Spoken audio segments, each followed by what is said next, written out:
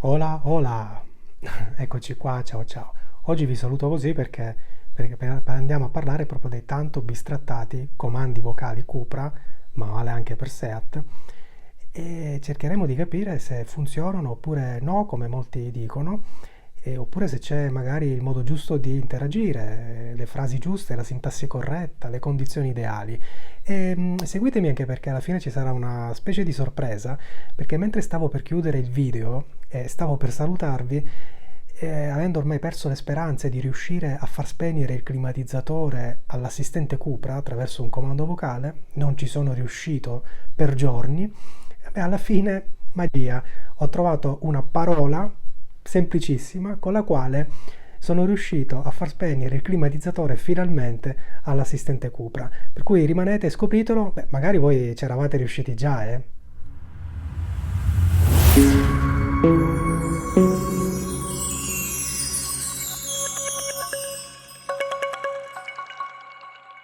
Bene ragazzi, oggi andiamo a testare un po' i comandi vocali Cupra, sono quelli dell'infotainment che trovate anche su Seat e di cui molti si lamentano. Insomma, andando un po' a spulciare i vari forum in giro sulla rete, Seat ovviamente più che Cupra perché c'è da più tempo ed è più diffusa, non ho trovato insomma che dubbi e lamentele sull'utilizzo dei comandi vocali Seat Cupra. Sono andato anche alla ricerca di eventuali documenti ufficiali a proposito di una lista ufficiale di comandi vocali, ma anche spulciando i siti e i forum in lingua spagnola, in lingua tedesca, la risposta è sempre quella: non esiste una lista ufficiale dei comandi vocali. Allora, innanzitutto noi sappiamo che possiamo attivare i comandi vocali dal nostro pulsantino cosiddetto PTT. Con una leggera pressione noi attiviamo quelli Cupra, con una pressione prolungata attiviamo l'assistente vocale del telefono che abbiamo collegato all'infotainment. Quindi proviamo con una pressione veloce e abbiamo attivato e in ascolto adesso l'assistente Cupra. Se vogliamo interrompere, una pressione prolungata. Perfetto, li abbiamo interrotti. Se invece faccio una pressione prolungata all'inizio, cioè quando non è attivo nulla, attivo gli assistenti del mio telefono. Bene, naturalmente attivando gli assistenti, in questo caso dell'iPhone, ho interrotto la registrazione, quindi la riprendiamo a proposito dei comandi vocali. Quindi non tocchiamo il volante, ma interveniamo e proviamo a interagire con l'assistente vocale soltanto a voce. Hola, hola. Che cosa desidera fare? Cosa posso dire? Può usare il comando vocale per radio e media, navigazione, telefono e climatizzazione. Può dire per esempio dove si trova un ristorante nelle vicinanze oppure telefona al numero di lavoro di Mario Rossi. Interrompi. Il comando vocale viene messo in pausa. Bene, abbiamo visto una prima interazione con l'assistente Cupra. Vedete il comando vocale messo in pausa con la doppia lineetta. Allora, da questo primo riassunto dei comandi vocali capiamo subito che possiamo provare a interagire con l'autovettura in particolar modo in 4 ambiti, e cioè quello del telefono, quello dei media, quello del clima e quello della navigazione. Eccolo qui. Quindi sono 4 grosso modo e sostanzialmente le cose con cui può interagire l'assistente vocale. Cioè, se chiediamo all'assistente vocale di aprirci il tettuccio, non lo farà mai, e quindi, o di accendere le luci, insomma cose di questo tipo non le può fare. Quindi interagisce con la navigazione, con il telefono, con i media e con il clima. Io direi che innanzitutto possiamo già scartare la questione del telefono. Perché è molto probabile che naturalmente, avendo uno smartphone, noi lo colleghiamo o tramite cavo, o se abbiamo il full link wireless anche senza cavo, al nostro infotainment, e a quel punto è facile utilizzare gli assistenti vocali, come ho detto prima, direttamente per interagire col nostro telefono. Quindi non chiederemo a Cupra di telefonare a Mario, ma lo chiederemo direttamente a Google oppure all'app del telefono Apple, che io non nomino per non farla partire. e quindi in un certo senso possiamo bypassare il comando vocale del telefono della Cupra. Almeno per la mia esperienza personale, quando devo telefonare non utilizzo Cupra, ma utilizzo Apple, e quindi faccio la pressione prolungata sul tasto e chiedo poi all'assistente Apple di telefonare a uno dei contatti che ho in rubrica. Quindi abbiamo tolto di mezzo questo primo ambito di utilizzo dei comandi vocali Cupra. Gli altri comandi o gli altri ambiti per cui i comandi risultano più utili sono senz'altro la navigazione e il clima, perché con la navigazione noi possiamo dare delle istruzioni che naturalmente invece non possiamo dare all'assistente Apple, per esempio, perché l'assistente Apple andrà a trovare e a darmi delle indicazioni di navigazione utilizzando l'app del telefono, Google Maps nel caso di Android o Mappe nel caso di Apple. Ma io ho un'auto ibrida e per me è molto importante utilizzare il navigatore dell'auto, quello di bordo. L'ho ripetuto e lo ripeterò fino allo sfinimento.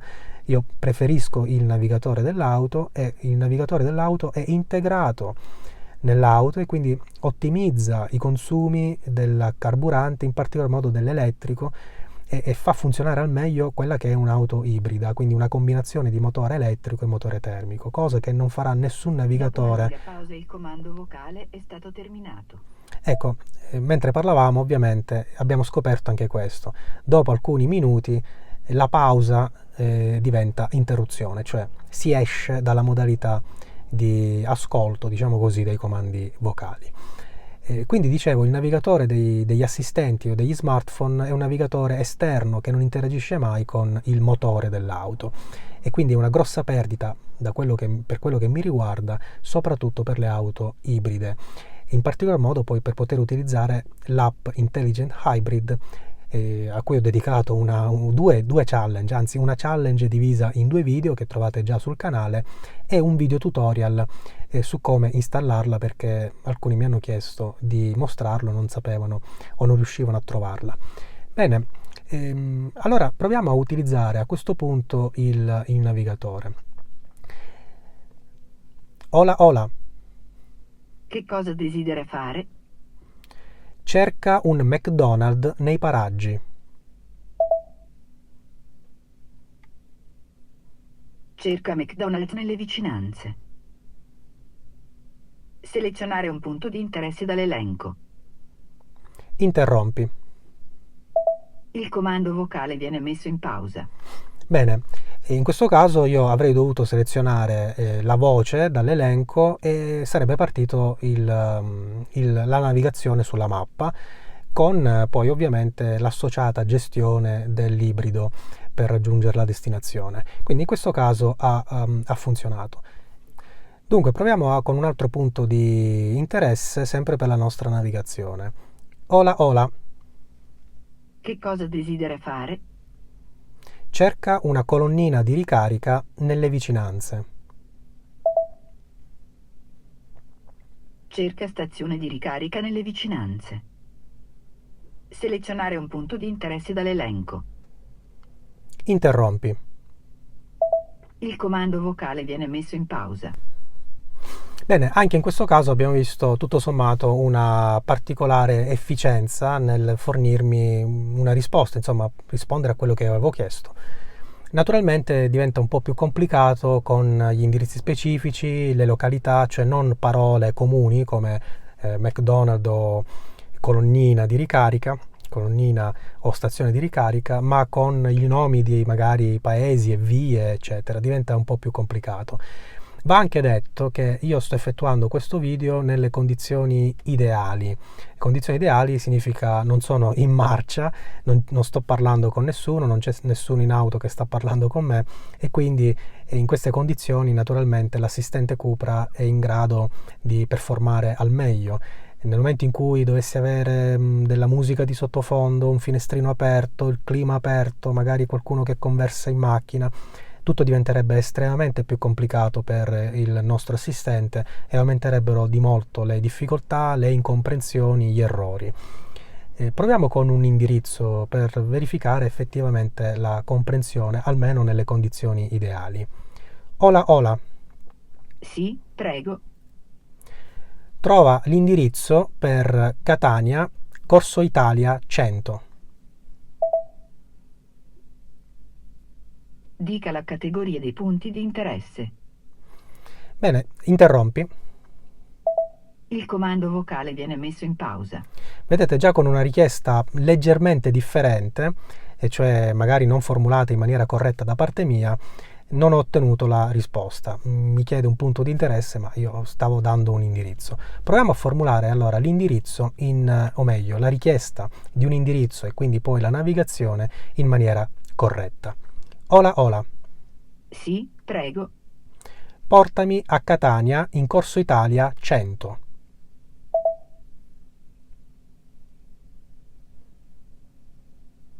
Ok, Catania, Corso Italia, 100, buon viaggio.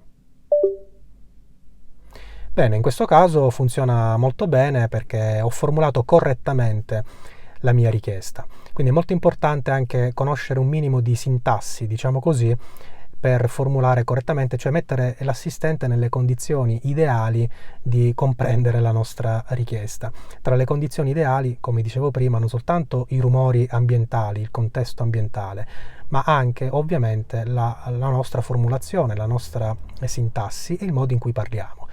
L'indicazione o il suggerimento ufficiale da parte di Cupra a proposito dei comandi vocali è di parlare aumentando il volume della voce se aumenta la nostra velocità. Se invece parliamo più lentamente, quindi stiamo scandendo meglio le nostre parole e la nostra richiesta, il volume può essere anche più basso. Questa è una indicazione ufficiale. Proviamo con un'altra richiesta. Ola ola. Che cosa desidera fare? Interrompi navigazione. La navigazione viene interrotta. Bene. Se avete aggiunto dei preferiti nel vostro navigatore, potete tranquillamente utilizzarli come scorciatoie. Ola ola. Come posso aiutarla? Andiamo al lavoro. Al lavoro, si parte.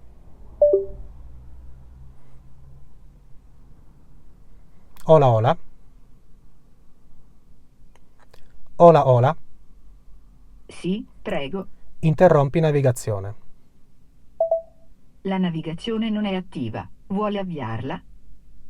No. La navigazione non viene avviata. Bene, risultava ancora non attiva perché naturalmente io non avevo atteso o non avevo premuto sul pulsante avvia e quindi non compariva ancora come attiva. Però vedete, soltanto utilizzando la voce ho potuto interagire e addirittura dialogare un po' con l'assistente. Per quanto riguarda la navigazione, insomma, mi pare che queste sono le richieste che si possano fare a un navigatore, non mi pare che ci possa intrattenere in modi un po' più complicati o interessanti, però anche in questo caso se avete delle richieste, dei chiarimenti, dei commenti magari su questo, presentateli proprio qui nel video e proveremo a parlarne insieme. Andiamo a vedere la funzione probabilmente più interessante ed è quella della gestione del climatizzatore sempre attraverso i comandi vocali. In un video a parte invece mi dedicherò all'analisi del climatizzatore e delle sue funzioni senza i comandi vocali. È molto importante perché il climatizzatore risulta particolarmente come dire, impegnativo nell'utilizzo alla guida perché richiede una serie di tocchi e non avendo delle manopole fisiche.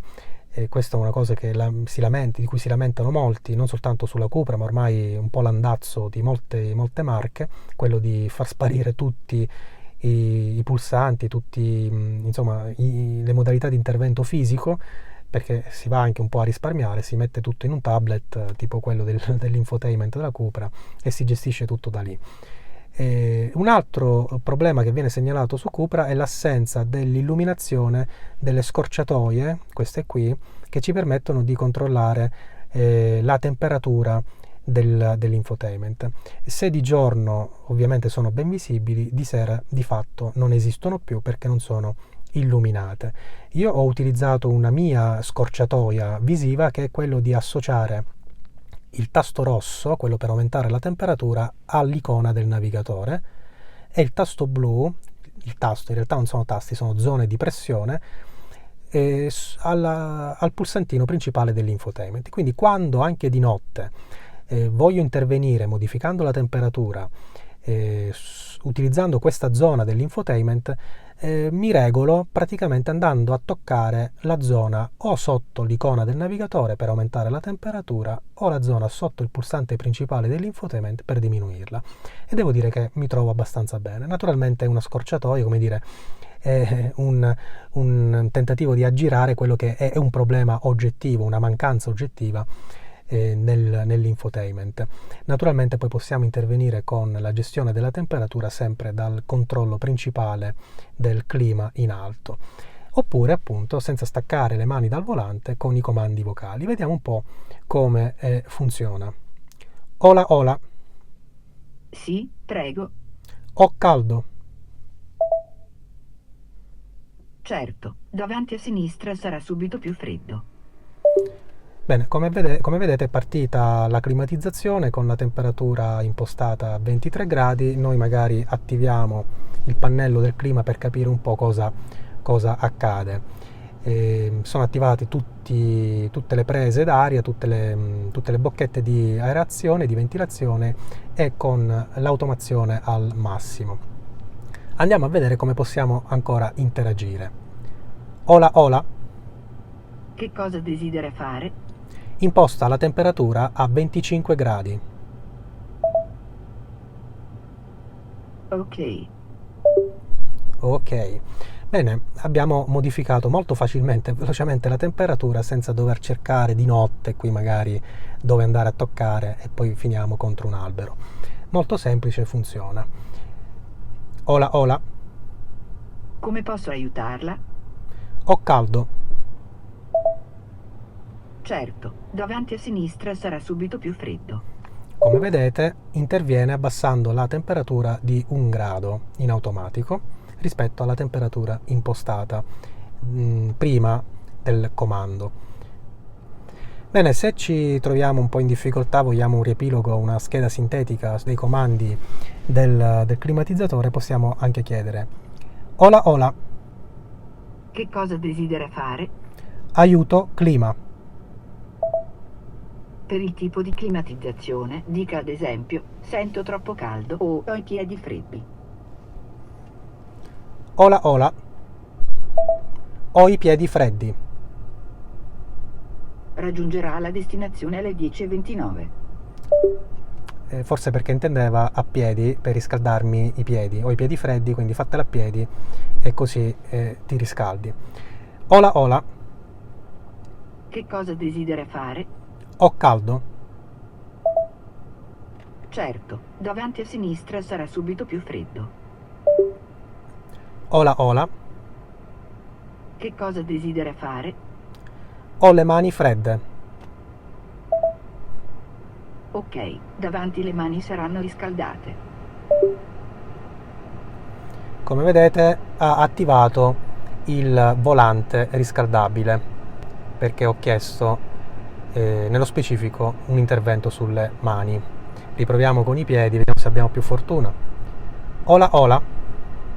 Che cosa desidera fare? Ho i piedi freddi. Va bene, davanti i piedi saranno riscaldati. Bene, è intervenuto ovviamente spegnendo il volante perché, come dire, a ogni comando si attiva il nuovo programma, non si sovrappone, diciamo così, alle cose già accese, quindi comincia un programma e resetta quelli precedenti. In questo caso abbiamo un livello 4, la temperatura non è aumentata, ma è stato impostato il bocchettone di sotto che ovviamente era già attivo, quindi noi non abbiamo notato grandi cambiamenti. Ola ola. Che cosa desidera fare? Il parabrezza è appannato. Certo, il parabrezza sarà sbinato subito.